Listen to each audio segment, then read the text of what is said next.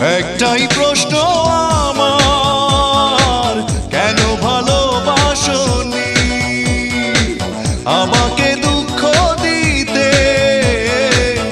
একটু কি তুমি ভাবনি এতটা কাঁদতে হবে? আগে আমি বুঝিনি। ও আমার সুস্মিতা, দিয়েছো যে কথা, সে কথা কেন রাখনি?